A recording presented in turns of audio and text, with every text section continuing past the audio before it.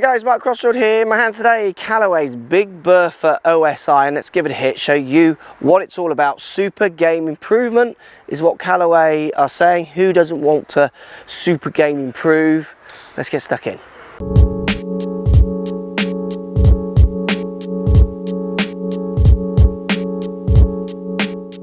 Right guys, so we got the Callaway Big Bertha OS iron featuring an exo cage. Callaway are saying, that's a fancy word, isn't it? So it's allowing them to really position the weight, they're saying, to increase ball speeds off the face and keep it as forgiving as possible.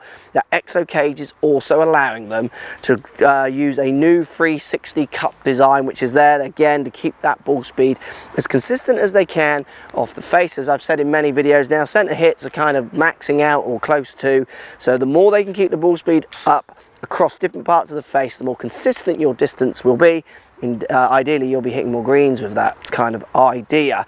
Super game improvement when you put it down by the ball. It's got a big chunk of offset. This is a 6 iron. I think the 7 iron is 30 degrees loft on this set of clubs, so they are quite strong. Very thick, chunky top line with quite a thick sole.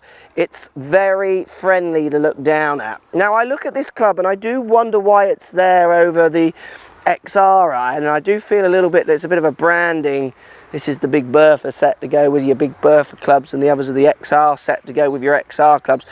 Apart from this does look a little bit more friendly gaming proving than the XR, but I'm feeling it's going to produce very similar numbers. Let's see what it feels like off the face. So hitting the 6 iron up there,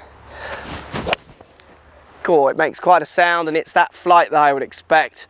A 6 iron being more like a 5 iron flight. It's strong, does feel very easy to hit with the size of the head. Now I've got some real ball data coming from GC2 and my Callaway Chrome Softs that I'm now gaming coming at you as well at some point, so we'll show you some real ball data as well. Let's give it another hit.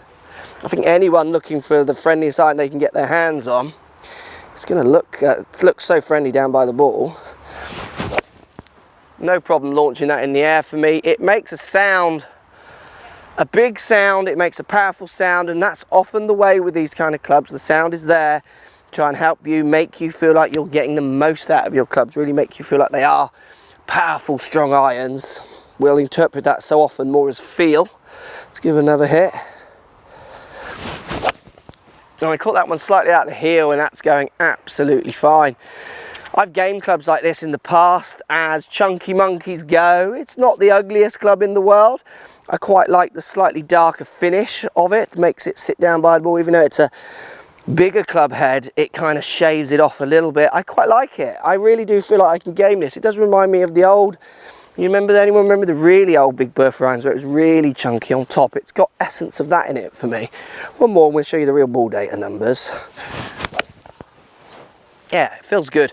Now I've hit some balls with this club also on a golf course in Switzerland, which you'd probably seen some pictures coming up as we were hitting that one. So I did try it on the course as well. Now we were in Switzerland where the air is thinner because we're high above sea level at the course. We're at Crown, Montana. And this club was just going so far on the course. I mean, we put it 200 yards out, I think, and I was still getting it up there by the green. Let's look at the UK numbers from the real ball data.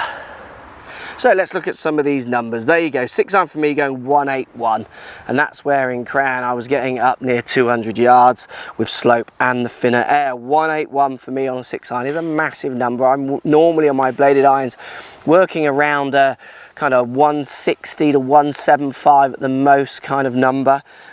Peaking height at 30 degrees, so slightly lower, launching at 16, spinning at 4.6. I mean, that's basically my 5 iron spin.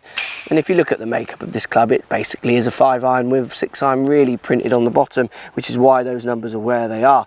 I think anyone looking for distance, who isn't, out of the average golfer out there playing, anyone looking for the friendliest club they can get their hands on, again, who isn't looking for that, this is going to tick all those boxes.